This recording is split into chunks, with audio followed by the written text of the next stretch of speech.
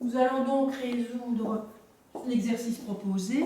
Vous devez donc vous rendre compte que l'exercice comporte deux parties.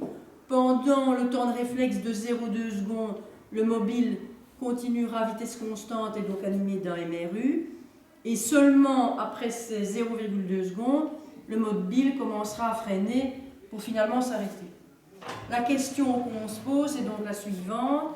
Est-ce que la distance parcourue en MRU additionnée à la distance parcourue en MRUV est plus grande ou plus petite que les 80 mètres qui vous sont proposés?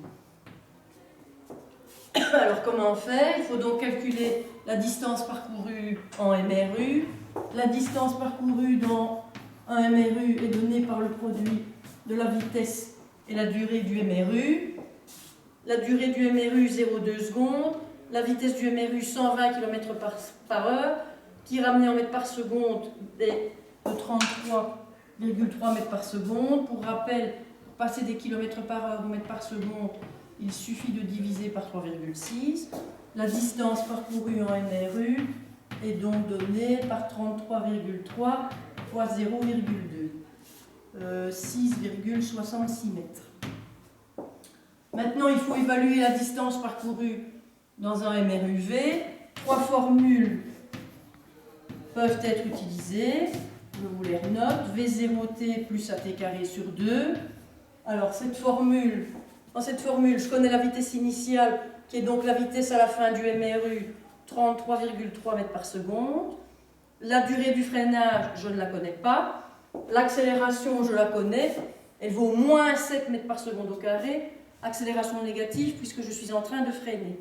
Et donc la difficulté, c'est que je ne connais pas le temps de freinage. Alors, n'y a-t-il pas une formule plus simple qui pourrait m'être utile aussi? La distance est aussi donnée par V0 plus V fois T divisé par 2. Mais là, à nouveau, je connais la vitesse initiale, la vitesse finale, mais je ne connais pas la durée de la décélération. Alors, je sais aussi, dans un MRUV, que l'accélération est donnée par V moins V0 sur T. L'accélération, je la connais. V0 et V, je les connais également. Donc, cette formule-ci va me permettre de déterminer le temps de freinage. Comment faire? Si je remplace les lettres par des chiffres, 3 égale 6 divisé par 2. Quand je cherche T, je cherche 2. 2 s'obtient en faisant 6 divisé par 3.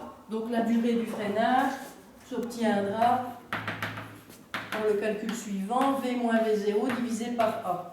Ce qui me donne ici 0 puisque je m'arrête, moins V0 33,3 divisé par moins 7, valeur de la décélération. Ce qui me fait un temps de freinage de 4,75 secondes. Maintenant que j'ai la durée du freinage, je peux calculer la distance parcourue en MRUV. Bon, cette formule-ci est plus simple à utiliser que celle-là. Donc V0, 33,3. Vitesse finale, 0 puisque je m'arrête. Fois 4,75 puisque je le répète, le T ici, c'est le temps de freinage. Divisé par 2.